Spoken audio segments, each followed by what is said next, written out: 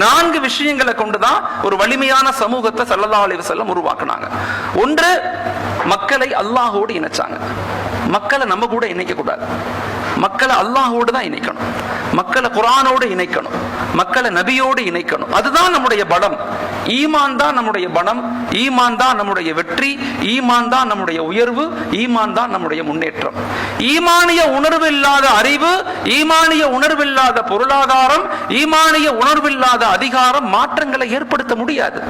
இன்னைக்கு பிரச்சனை என்ன ஆயிடுச்சுன்னா, ஈமானிய உணர்வுள்ள மக்கள்லாம் நம்ம பள்ளிவாசலுக்குள்ள மதரசாக்களுக்குள்ள இருந்துடுறோம். ஈமானிய உணர்வு இல்லாத மக்கள் எல்லாம் சமூகத்தை மாற்ற போறோம்னு ரோட்டுக்கு போறதுனாலதான் சமூகம் முன்னேற முடியல. ரொம்ப ஆழமா நம்ம விளங்கிக்கணும்.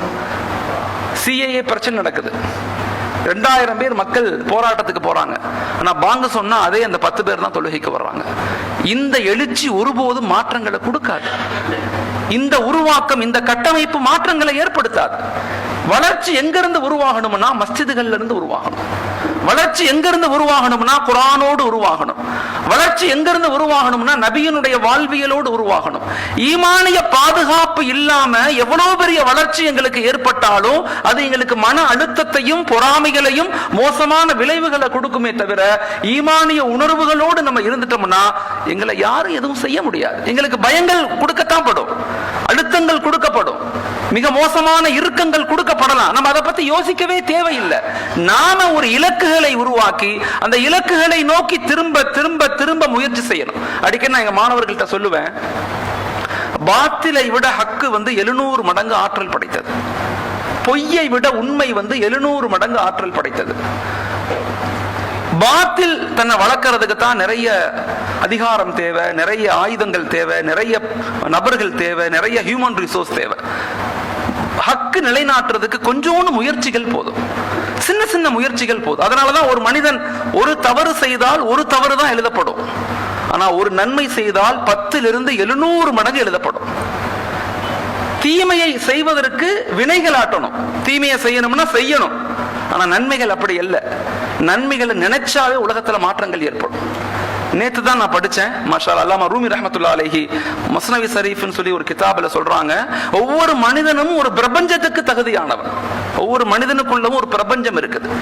நீ மாறுவதை கொண்டு இந்த உலகம் மாற்றம் அடையும், நீ எழுச்சி அடைவதை கொண்டு இந்த உலகம் மாற்றம் அடையும், நீ தப்பு செய்வதை கொண்டு இந்த உலகம் பலகீனமாகும் சொல்றாங்க. நான் வாழ்க்கையில் அதை உணர்ந்து உங்கள்கிட்ட சொல்றேன். நான் சமீபத்தில் ராமநாதபுரம் போயிருந்தேன் ஒரு மீட்டிங்காக. அங்க உள்ள சாம்பர் மீட்டிங், மாஷா அல்லாஹ். அங்க உள்ள வெளிநாடு வாழ் மக்கள் எல்லாம் ஒன்று சேர்ந்து அந்த ஊரினுடைய வளர்ச்சிக்காக எல்லாரும் உட்கார்ந்து பேசினாங்க. அந்த மீட்டிங் முடிச்சுட்டு வந்துகிட்டு இருந்தேன். வரும்போது நான் ஃபர்ஸ்ட் கிளாஸ்ல வந்துகிட்டு இருந்தேன் ட்ரெயின்ல. அப்ப ஒரு வயதான பாட்டி உட்கார்ந்தாங்க, 50-55 வயசு இருக்கும். அந்த அம்மா உட்கார்ந்தாங்க. அந்த அம்மா முட்டியை பிடிச்சிக்கிட்டே உட்கார்ந்தாங்க. அந்த அம்மா பார்த்துக்கிட்டே இருந்தேன். அந்த அம்மா கொஞ்சம் நேரம் என்கிட்ட பேசினாங்க. ஆனா அந்த அம்மா கேட்கல, எனக்கு முட்டி வலியா இருக்கு, எனக்கு மேல படுக்க முடியாது, கீழே படுக்கணும்னு கேட்கல. இப்ப நானா புரிஞ்சுக்கிட்டேன், அம்மா நீங்க கீழே படுங்க, நான் மேல அப்பர்ல படுத்துக்கிறேன் அப்படின்னு சொன்னேன். அந்த அம்மா ரொம்ப சந்தோஷம், அப்படியா ரொம்ப நன்றிங்க பாய், நான் எப்படி கேட்கணும்னு நினைச்சேன் அப்படின்னு நம்ம புலம்பிட்டு அந்த அம்மா நம்பர்லாம் வாங்கிக்கிச்சு.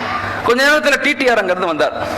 டிடிஆர் வந்துட்டு டிக்கெட்டை வாங்கி பார்த்துட்டு அந்த அம்மாட்ட சொன்னார், அம்மா உங்களுக்கு இது சீட் அல்ல, உங்களுக்கு 3rd கிளாஸ் தான் சீட்டு, நீங்க அங்க போங்கன்னு சொல்லிட்டார். அங்க பார்த்தா அதுவும் அப்பர், அந்த அம்மானால ஏற முடியாது. அந்த அம்மா என்கிட்ட கேட்க வருத்தப்படுது, அப்படி யோசிக்குது. இப்ப நான் சொன்னேன், பரவாயில்லங்கம்மா நீங்க இங்கேயே என் இடத்துல படுத்துக்கங்க, நான் என்ன செய்யறேன் 3rd கிளாஸ்க்கு நான் போயிடுறேன். நாங்க போயிட்டேன். வாழ்க்கையில என்ன மாற்றங்கள் ஏற்படுதுன்னு பாருங்க. நான் அங்க போயிட்டேன். அங்க போனா பார்த்தா எல்லாம் ஒரே கச்சமச்ச ரொம்ப கஷ்டமா இருந்து, இருந்தாலும் படுத்து தூங்கிட்டேன்.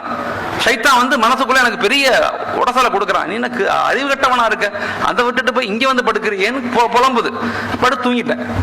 அடுத்த நாள் காலைல 10-11 மணிக்கு ஆச்சா அந்த அம்மா கால் பண்ணுது. எனக்கு 11 மணி இருக்கும். கால் பண்ணி, தம்பி நான் புதுக்கோட்டையில இருந்து பேசுறேன், நேற்று இடமெல்லாம் கொடுத்தீங்கல்ல, நான் புதுக்கோட்டையுடைய தாசில்தார், டெப்டி கலெக்டர். அந்த அம்மா, நான் புதுக்கோட்டையுடைய தாசில்தார், நான் ஒரு ஆபீஸ்ல உட்கார்ந்து இருக்கிறேன், என் முன்னாடி ஒரு ஃபேமிலி நிக்கிறாங்க. அந்த அம்மா சொன்ன வார்த்தை நான் அப்படியே சொல்றேன். ஃபேமிலி நிக்கிறாங்க. அந்த ஃபேமிலி ஒரு இஸ்லாமிய ஃபேமிலி. அந்த ஃபேமிலி என்னிடத்துல 2 வருஷமா பட்டாவுக்காக கையெழுத்து போடுறதுக்காக டெய்லி வந்துட்டு போறாங்க. நான் அப்புறம் போடுறேன் இப்புறம் போறேன்னு நான் தவிர்த்துக்கிட்டே இருந்தேன். என்னன்னு தெரியல, நான் நேரம் பண்ண முடியல. இன்னைக்கு அந்த ஃபேமிலியை பார்த்தோன்னே எனக்கு உங்க ஞாபகம் வந்துருச்சு. நான் கூப்பிட்டு உடனே கையெழுத்து போட்டு சாங்ஷன் பண்ணிட்டேன். பண்ணிட்டு அந்த ஃபேமிலி எனக்கு தேங்க்ஸ் சொன்னாங்க, நன்றி சொன்னாங்க. அந்த ஃபேமிலிட்ட நான் சொன்னேன், எனக்கு நன்றி செலுத்தாதீங்க, நேத்து ஒருத்தவர் எனக்கு படுக்கிறதுக்கு சீட்டு கொடுத்தாருல்ல அவருக்கு தேங்க்ஸ் சொன்னுங்கன்னு சொன்னாங்க. வாழ்க்கையில நாம செய்யக்கூடிய சின்ன சின்ன வேலைகள் இருக்குதே உலகத்துல பெரும் மாற்றங்களை ஏற்படுத்தும். அந்த ஈமானிய உணர்வுகளோடு நபி நமக்கு என்ன வாழ்வியலை கற்றுக் கொடுத்தாங்களோ அந்த வாழ்வியலை நாம வாழ்க்கையில பின்பற்றும் போது எல்லா மனிதர்கள்ட்டையுமே, முஸ்லிம்கள்ட்ட மட்டும் நான் சொல்லல, முஸ்லிம்கள் ஈமானுங்கிறது that is not a superiority, ஈமானுங்கிறது தட் இஸ் எ ரெஸ்பான்சிபிலிட்டி. நாங்க முஸ்லிம்களாக இருக்கிறோம் அப்படிங்கிறது எங்களுக்கு பெருமை இல்ல. அவங்க எல்லாம் இஸ்லாத்துக்கு வரல, நாங்கெல்லாம் இஸ்லாத்துக்கு வந்துட்டோம் அப்படிங்கிறது எங்களுக்கு பெருமை இல்ல. எங்களுடைய ரெஸ்பான்சிபிலிட்டி, எங்களுடைய பொறுப்புகள். நாங்க முன்ன வந்திருக்கோம், அவங்க பின்னாடி வருவாங்க இன்ஷா அல்லாஹ். இப்ப எல்லா நிலையிலும் எல்லா மனிதர்களையும் நேசிக்கக்கூடியவங்களாக மாறணும் நம்ம. அப்ப ஈமானிய உணர்வு தான் நம்மளை உருவாக்கும், பாதுகாக்கும், மேம்படுத்தும். அதனால இந்த உலகத்தை பார்த்து நாங்க பயப்படவும் கூடாது, இந்த உலகத்துல நாங்க மயங்கியும் போயிடக்கூடாது. ரொம்ப ஆழமா நம்ம விளங்கிக்கணும். இந்த உலகத்தை பார்த்து நாங்க பயப்படக்கூடாது. எந்த நிலையிலும் இந்த உலகம் எங்களை பயமுறுத்தத்தான் செய்யும், ஆனா பயப்படக்கூடாது. நாங்க வலிமையாக இருக்கணும்னா எங்கள்கிட்ட ஈமானிய உணர்வுகள் இருந்தா எல்லா நிலையிலும் நாங்க வலிமையாக மாறுவோம். எங்கள்கிட்ட சில நண்பர்கள் கேட்பாங்க, எப்பயுமே நீங்க பிரிஸ்கா இருக்கீங்களே, காரணம் என்ன? காரணம் என்னன்னா, எப்ப இபாதாத்துகள் அதிகப்படுத்துறோமோ, அல்லாஹ்வுடைய நினைப்புகள் எங்களுக்கு எப்ப அதிகமாகுதோ அப்ப இயற்கையிலேயே நாங்க வலிமையாக மாறிடுவோம், வலிமையாக மாறுவோம். அப்ப இது ரொம்ப ஆழமா நம்ம விளங்கிக்கணும். அப்ப நபி செஞ்ச முதல் பணி என்னன்னா, மக்களை அல்லாஹ்வோடு இணைக்கக்கூடிய பணி தான். அதுதான் நம்முடைய அடிப்படையான விஷயங்கள்.